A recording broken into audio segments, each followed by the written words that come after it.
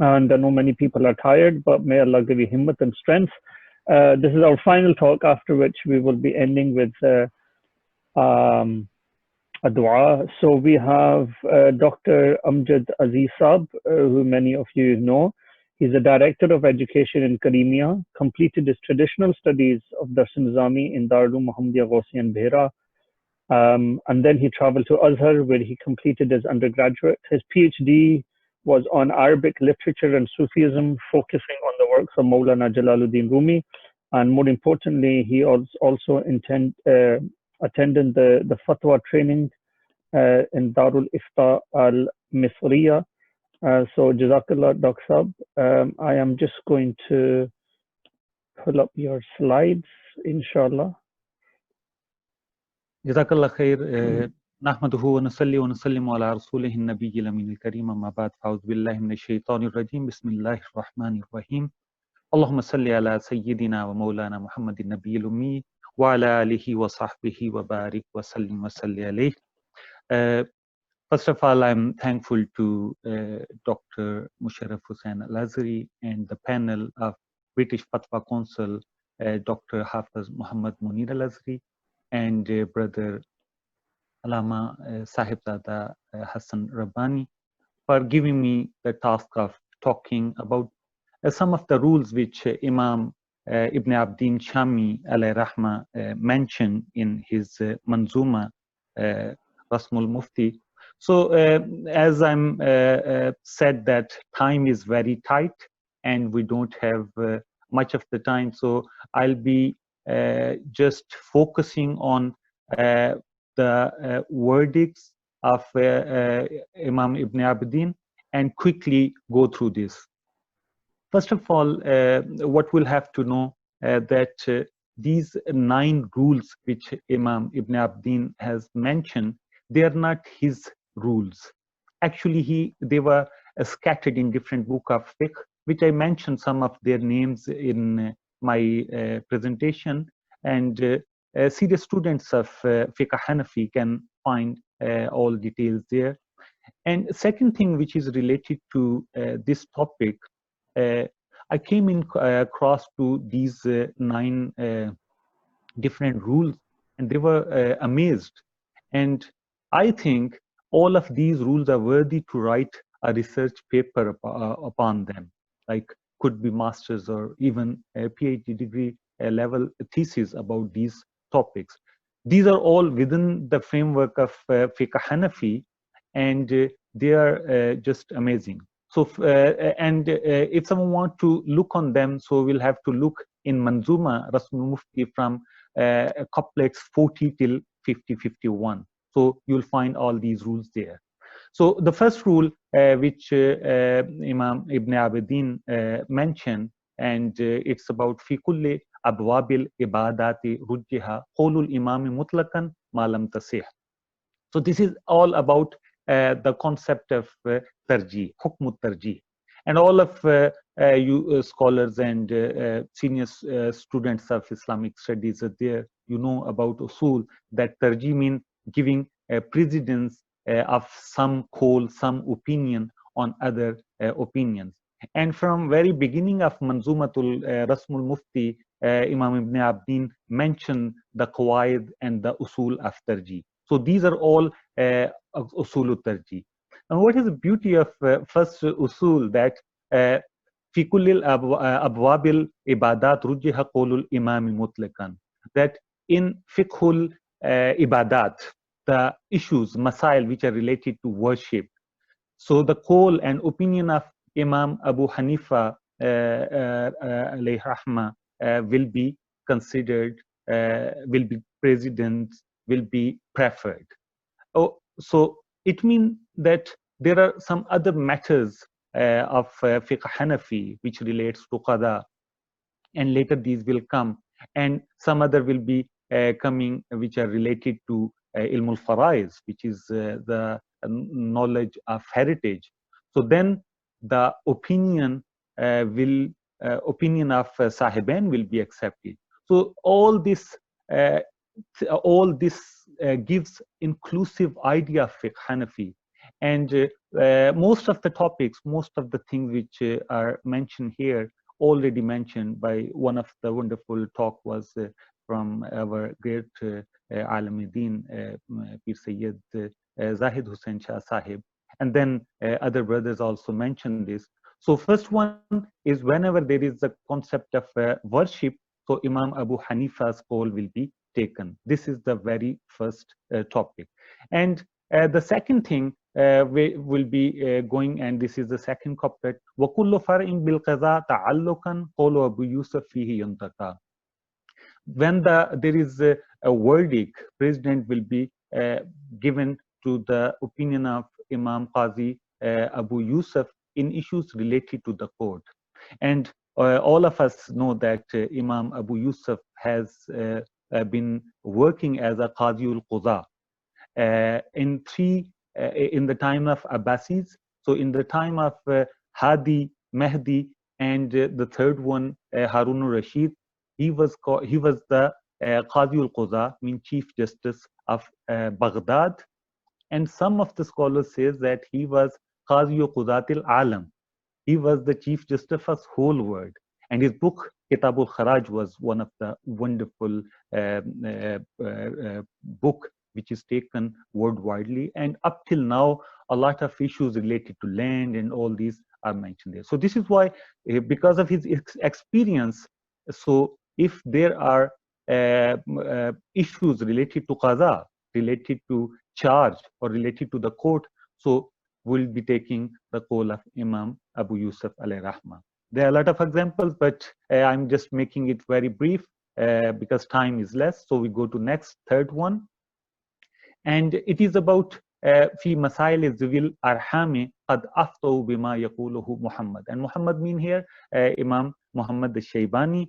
In detail, we knew about his life, about his work, and because he was also worked as a qazi, as a justice, so he was called, one of his title was Abul Qanun, because he compiled Zahirul Rawayat. And I'm sure that all of us now very well know what is the meaning of Zahirul Rawayat, 6 books of usul which are compiled by Imam Muhammad, and these are all of these are mentioned, explained in detail by our renowned scholars. So the topic is that when there is a concept of heritage, and when there is the things related to the issues of division of property and heritage, then Imam Muhammad's call and Imam Muhammad's opinion will be presidents will be preferred to others. So all these things give the comprehensiveness of Fiqh Hanafi. And the fourth section, and our brother Lama Mufti Manzurul Islam has mentioned about this, but here just one thing which I want to mention, and which does not make any iltibas or any doubt among us. So the category of sources of Islamic fiqh in Fiqh Hanafi, Kitab, and then Sunnah, and then Ijma, and fourth one is Qiyas. But look on this, وَرَجَّهُ إِسْتِحْسَانَهُ عَلَى الْقِيَاسِ إِلَّا مَسَائِلْ وَفِيهِ الْتِبَاسِ. That istihsan will be taken, will be preferred on Qiyas. But when we know the meaning of istihsan, then we understand that istihsan comes after the Qiyas. So istihsan is that when there are different opinions within Qiyas, so to choose the best of the opinion on the basis of rational or on the basis of evidence, this is the meaning of istihsan. So istihsan is actually not any other category, but it is within Fiqh Hanafi, it is a category which stays within the Qiyas. So choosing the best of the Qiyas is istihsan. So this is why istihsan is not a separate category here, but so this is why to choose istihsan is preferred, because it means that we are choosing the best of the Qiyas. So this is the fourth rule which is mentioned. We'll go ahead. So fifth one is وَظَاهِرُ الْمَرْوِي لَا لَيْسَ يُودَلُ عَنْهُ إِلَى خِلَافِهِ إِذَا يُنْقَلْ. the fatwa will be issued according to the 6 books of Zahirul Rawaya. And this is very important to know that when we talk about Zahirul Rawaya, then it means these are the usul which are mentioned and which are in detail applied and explained by a mujtahid. So if any of the marwi, any of the riwaya, or any of the opinion or qawl is contradicting to these rules, so according to Fiqh Hanafi, we are not going to accept them. And Pir Sayyid Zahid Hussain Shah Sahab, he has explained this in detail, that the riwayatul shaza, or any exceptional opinions, or any other opinion which are contradicting, or which are not clear, which are clueless, we don't know from where they are coming, or which are only found in the book of Fatawa. And when we talk about book of Fatawa, the book of Fatawa like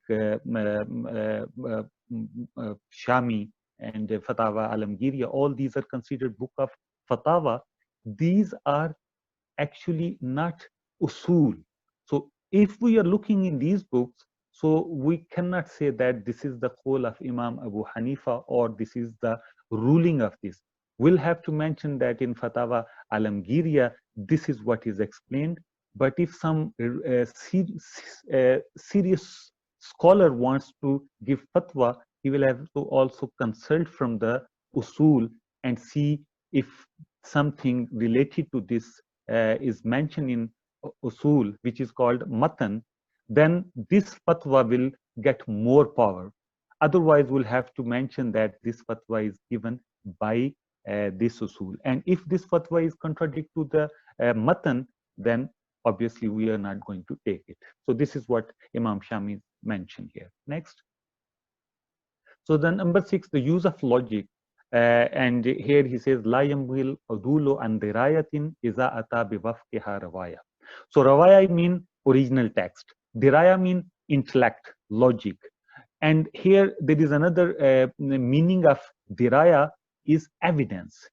It's real evidence which is found. So two meanings of diraya. Most of the time we explain diraya as an intellect, as an opinion, as a rational opinion. But with this, there is another way of explaining diraya, is to find a proper dalil, proper evidence. So this also becomes rawaya. So if we find the dalil, evidence of according to the rawaya, rawaya will become more powerful, and this rawaya with dalil will be preferred on a rawaya without dalil, and a rawaya with intellect will be preferred on a rawaya on the text which does not have rational or intellectual meanings. So what does it mean? That this couplet, this topic gives us power to use our intellect, to use our rational thinking, to live with the modern time. Hello. And next one, yes. Go ahead. Yes. Hello. So next slide, Stamant. All right, I think I'll use this here. So in modern fiqh, in modern fatwa, we'll have to remember that our scholars say, and we learn this from Dar al-Ifta al-Misriya, Egyptian Dar al-Ifta, that يتغير الفتوى بتغيير الزمان والمكان والأحوال والأشخاص. That fatwa can be changed by the changing of the time, by the changing of the people, by the changing of the conditions and time of the people.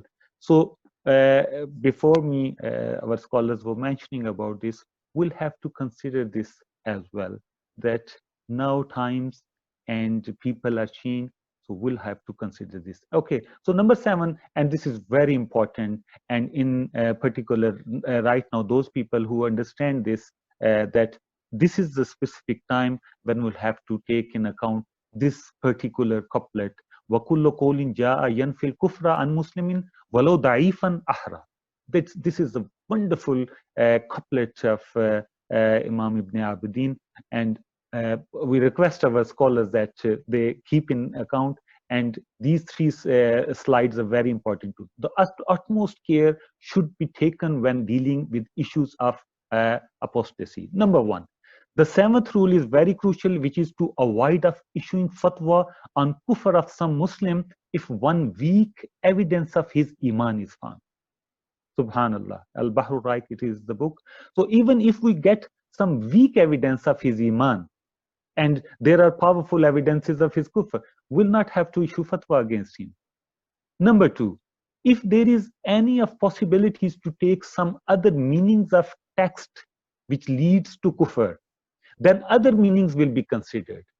So if text in itself having different meanings, and we are able to take this fatwa of kufr away from that person, we'll have to take other meaning of that text. And number three, if there are difference of opinion of people about kufri attacks, then other meanings will be taken even if they are weak in judgment. Ibn Najm, he mentioned. So you see all these three important points. If we keep in our account, if we consider them while issuing fatwa on a kufr of someone, we are not able to make any kufriya statement about other. But what is happening? All what is in practice at the moment in modern time, and what we see is absolutely opposite of what is written there, what is in this couplet. We try our best to find a very small, very basic, very little reasoning to issue fatwa of kufr of someone. And this is in practice, not in just here, everywhere in the world. We can see these kind of things in Arab worlds. This is also seen in Indo-Pakistan, and unfortunately in Indo-Pakistan, this is very common. And just nowadays there is a issue going on, and everyone is just giving fatwa, the kufr of each other. Astaghfirullah. Look in this, how beautifully Imam Ibn Abidin, and Ibn Abidin al-Rahma is mentioning this from the book of Fiqh Hanafi. And if we are not taking them into account, it means we'll have to reconsider our own beliefs about Fiqh Hanafi. Yes, we go to number 8.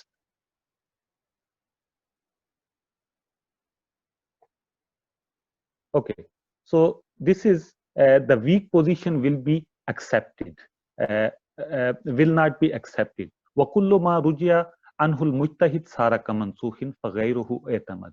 So this is very basic understanding of fiqh, that if the concept of nasikh and mansukh, if from any of the mujtahid there are one or two or three, more than one opinion is found, so his last opinion will be accepted.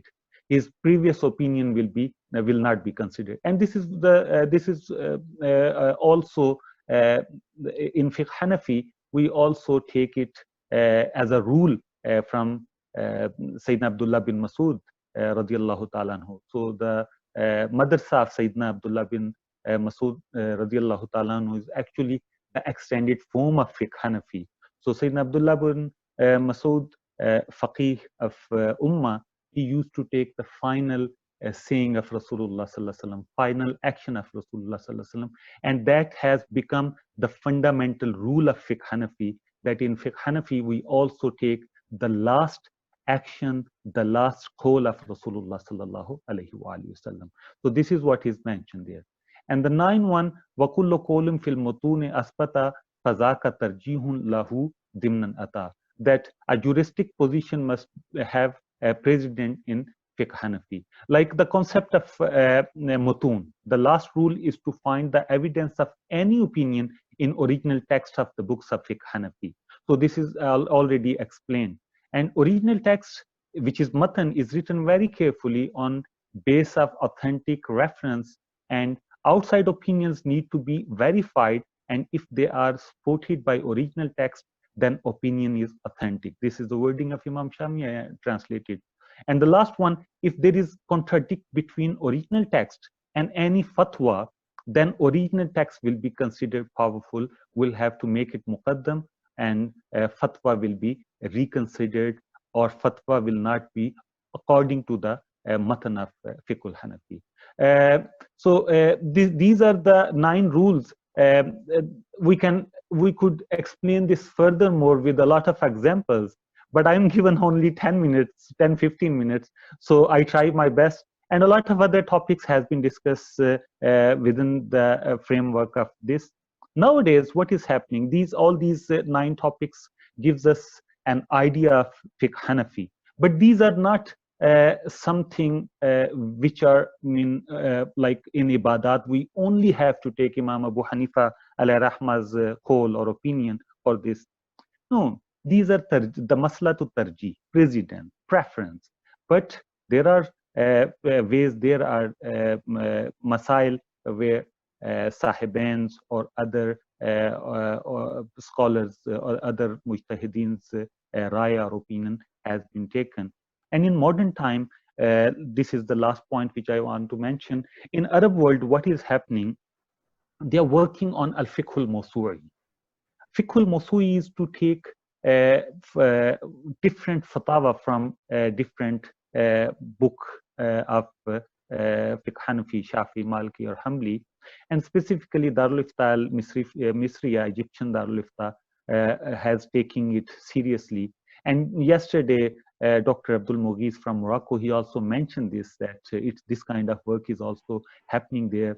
So they do what? They give fatwa according to fiqh Hanafi. If someone wants to have fiqh Shafi, Maliki, Hanbali, and all 4 mazahib, and they also develop new rational or new sorts of thing where they give fatwa according to fiqh al-mawsu'i. So this will be another challenging topic to break the barrier for our young scholars who are willing to learn more about this. And this is already happening, and modern Darul Ifta are all based on the fiqh yusr taysir, not on usr. So I feel, and I am confident that British Fatwa Council will be working on al-fiqh al-mawsu'i, and they will have a proper guideline for this, and they will also have proper ruling for giving fatwa upon this. Wa ma tawfiqi illa billah. Allahumma salli ala Sayyidina Maulana Muhammadin wa barik wa sallim wa salli alayhi. Assalamu alaikum wa rahmatullahi wa barakatuh.